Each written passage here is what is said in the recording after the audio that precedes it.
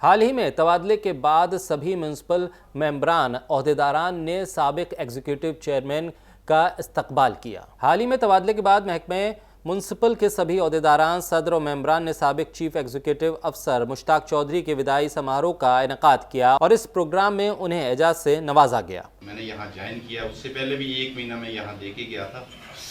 तो गाड़ूराम जी छुट्टी पे थे तो 1 महीना हमने यहाँ निकाला था, लेकिन वो कोई 1 हफ्ता ही खाली हमने यहाँ काम किया था। उस वक्त काम जो था वो रूटीन में चल रहा था, लेकिन ये जो 2 साल और 1 दिन हो गया आज मुझे, इसमें मुझे ये पता नहीं लगा कि मुझे मेरे 2 महीने हुए हैं या कहीं 6 महीने हुए हैं। ये पता ही नहीं है कि 2 साल किस तरह गुजरे मेरे, क्योंकि एक तो अपने काम में बिजी रहे, दूसरा ये कि प्रेसिडेंट साहब की जो भी इंस्ट्रक्शन हुई, जो भी डायरेक्शन हुई, आप ऑनरेबल काउंसलर हज़रात की, मैंने कोशिश की कि अगर मुझे कोई कंप्लेंट आपने की या कोई मुझे बात कही, मैंने उसको फ़ौरन उजाला करने की कोशिश की। 100% तो नहीं हो सका, लेकिन फिर भी मैंने कोशिश की कि कुछ ना कुछ आपकी बात जो है वो सारा आंखों पे बैठाई। और उससे मुझे ये फ़ायदा मिला कि जब कोई मुझे प्रॉब्लम आई तो वहाँ आपने खुद फेस कर लिया। बाकी जो सर्विस जो है ये ट्रांसफ़र, इसका सर्विस में ये ट्रांसफ़र जो है ये लगी रहती है। मैं आप सब हजरात का बहुत बहुत शुक्रगुजार हूँ। तारीखी मुगल स्ट्रीट को बर्फबारी के बाद सयाहों के लिए बंद कर दिया गया। बीती शाम अचानक हुई बारिश की वजह से मुगल हाईवे पर पीर स्ट्रीट तक हल्की बर्फबारी हुई, जिसकी वजह से अफसरान को रोड बंद करवाना पड़ा। ट्रैफिक पुलिस ने फौज के ताउन से हाईवे पर फंसे लोगों को निकाला, जिसका लोगों ने शुक्रिया भी अदा किया। रात को अचानक मौसम ख़राब होने की वजह से मुगल अशारा जब बंद हो चुका और इतनी बड़ी बर्फ़ हो गई, वहाँ मैं देख रहा था गाड़ियों में जब वो लाइव दिखा रहे थे तो बहुत ज़्यादा बर्फ़ वहाँ पर गिरी हुई थी। तमाम मुसाफिर जो हैं पुंछ से कश्मीर जाने वाले या कश्मीर से पुंछ आने वाले जितने लोग थे वो बंद हो चुके थे।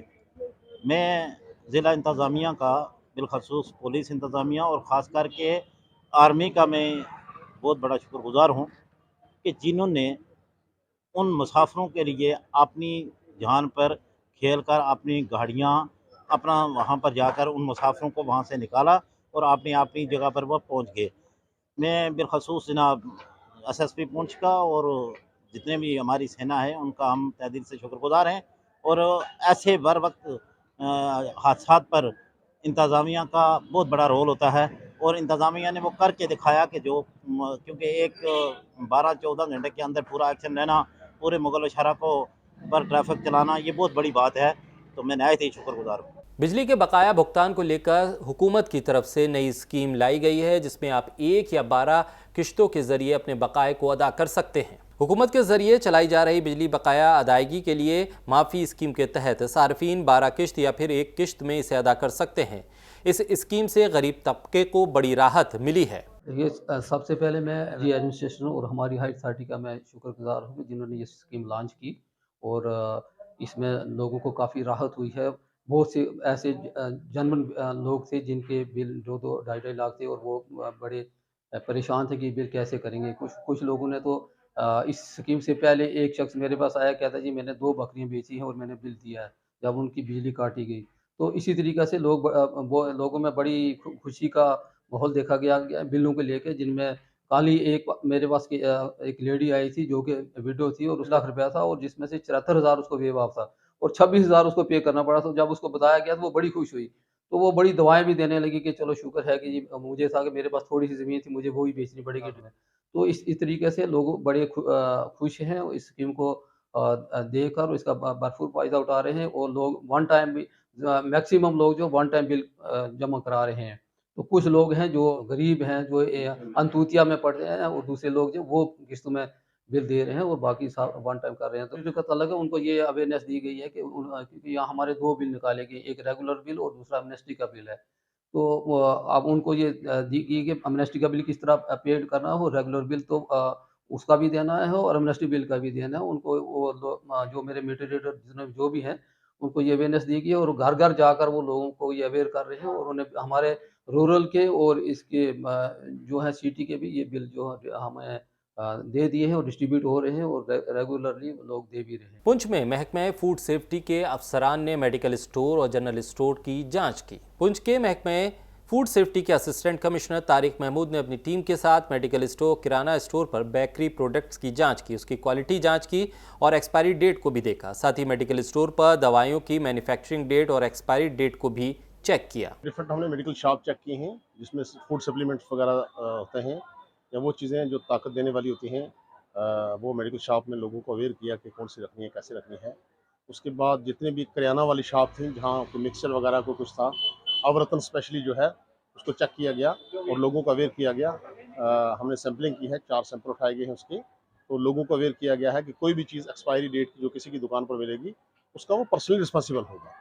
वैसे ही तमाम शॉपकीपर्स को हमने अवेयर किया और पब्लिक को भी कि कोई भी चीज़ जहाँ कहीं उनको मिले इस किस्म की जिसकी डेट ना हो, अगर कुछ पता चलता है तो हमें इन्फॉर्म किया जाए ताकि उस पर स्ट्रिक्ट एक्शन किया जाए। दिनों एक हमने जो पता लगा तो उस पर स्पेशली स्ट्रिक्ट एक्शन किया गया और उनको अवेयर किया गया कि कोई भी चीज़ जो है वो ख़राब ना बेची जाए, एक्सपायरी डेट वाला ना बेची जाए और स्पेशल अलग से एक बॉक्स रखा जाए जिसमें एक्सपायरी जो है वो रखी जाए ताकि वो वापस की जाए या जला दी जाए। जी, महीने में करीब 2 बार हमारे पास MFTV वैन हमारी आती है, उसमें डायरेक्ट लोगों को हमने मदऊ किया है कि वो आएँ, अपना जितने भी अशिया खुर्दनी है उसको चेक करवाएँ, एनालिसिस करवाएँ।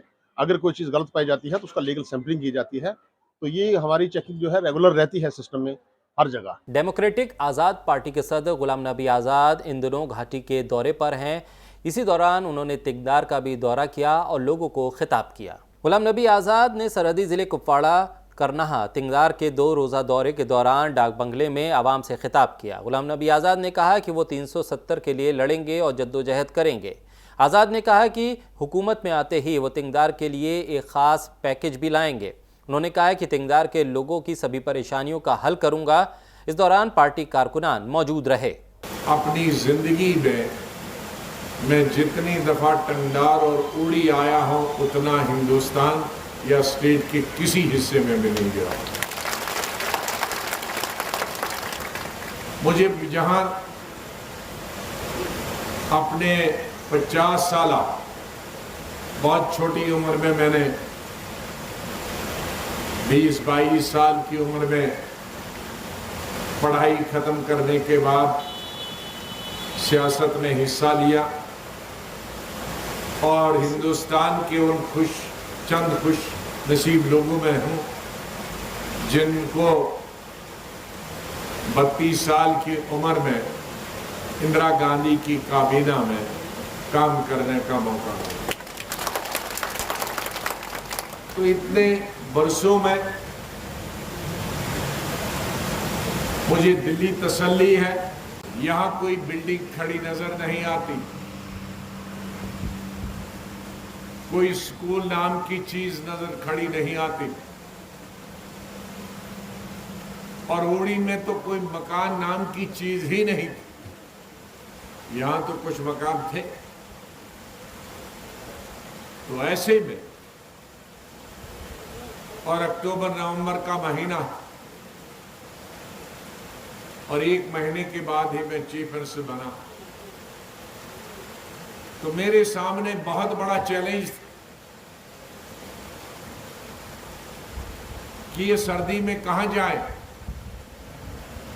अक्टूबर के महीने में तो हमने टेंट लाए पूरे हिंदुस्तान से, हमने कंबल लाए, कपड़े लाए, पूरे हिंदुस्तान से राशन लाया। लेकिन दिसंबर के महीने में, नवंबर के महीने से ठंड शुरू होती है और जनवरी और फरवरी का महीना यहाँ छत के बगैर हमारे ओड़ी और टंगदार के लोग कैसे रहेंगे।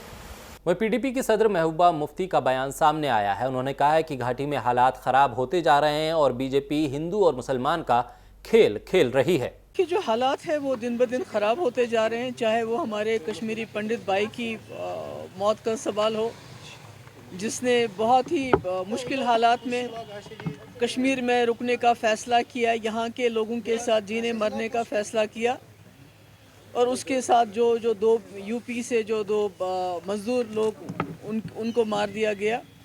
और उससे भी बड़ी बात यह है कि हाइब्रिड के नाम पे इमरान गनाई एक आदमी को पकड़ा गया और उसके बाद ये बताया गया कि सिक्योरिटी के अंदर उसको मिलिटेंटों ने मार दिया। तो अगर सिक्योरिटी के अंदर रह के, कस्टडी के अंदर रह के मिलिटेंट किसी को मार सकता है, तो मुझे ये बताइए आम इंसानों का क्या हाल हो सकता है।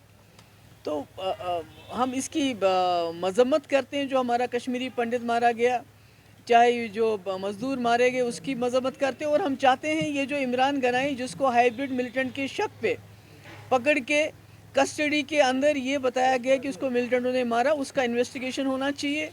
ये पता होना चाहिए कि भाई ये वाक़या क्या हुआ। क्या वाकई पुलिस कस्टडी के अंदर मिलिटेंट अंदर घुस के कस्टडी में आदमी को मार सकता है? कहीं ये खुदा ना खास्ता जो एलिगेशंस लग रहे हैं, ये कैच एंड किल पॉलिसी तो नहीं है? क्योंकि ये पॉलिसी पंजाब में भी इस्तेमाल की गई थी। इसकी वहाँ भी एलिगेशंस हैं कि लड़कों को पकड़ के और उसके बाद उनको कस्टडी में ये एलिगेशन होता था कि इनको जी मार दिया किसी ने, पर कौन मारता है इसके बारे में इन्वेस्टिगेशन होना चाहिए। और हमें ये भी खदशा है कि जो गुजरात के इलेक्शन नज़दीक आएंगे, हिमाचल के इलेक्शन नज़दीक आएंगे, यहाँ इस किस्म का जो है माहौल और भी बिगाड़ा जाएगा, ताकि जो हिंदू मुस्लिम का खेल बीजेपी खेल रही है उनको ज़्यादा उसको एक्सप्लॉइट करने का मौका मिले। जम्मू कश्मीर के LG मनोज सिन्हा ने रूबल नागी की किताब द स्लम क्वीन की नकाब कुशाई की। LG ने इस किताब को एक फ़नकार और सामाजिक कारकुन के तौर पर अपनी तब्दीली का सफ़र और पसमादा अफराद की ज़िंदगी की बेहतरी के लिए लगन को करार दिया। साथ ही सूबे में टारगेट किलिंग पर LG ने लोगों को तहफ़्फ़ुज़ का भरोसा भी दिया। जम्मू कश्मीर तथा देश के नागरिकों को भरोसा भी देना चाहूँगा कि इस हमले के जो मास्टरमाइंड हैं और उन्हें उकसाने वाले, निश्चित रूप से उनके खिलाफ सख्त कार्रवाई की जाएगी। जो लोग भी जम्मू कश्मीर में अमन और तरक्की में खलल पैदा करना चाहते हैं, उनसे मैं कहना चाहता हूं कि बड़ी गलती की है आपने और उसकी कीमत निश्चित रूप से चुकानी पड़ेगी। कुछ लोग न्याय की बात कर रहे हैं, जस्टिस टू हुम, किसको न्याय देने की बात कर रहे हैं? आतंकी संगठनों के सरपरस्तों को मुंहतोड़ जवाब दिया जा रहा है। इंटेलिजेंस बेस्ड ऑपरेशंस की संख्या बढ़ी है। इकोसिस्टम किस तरह से समाप्त हो इसकी कोशिश की जा रही है। टेरर फंडिंग और रिक्रूटमेंट पर काफी हद तक अंकुश लगा है।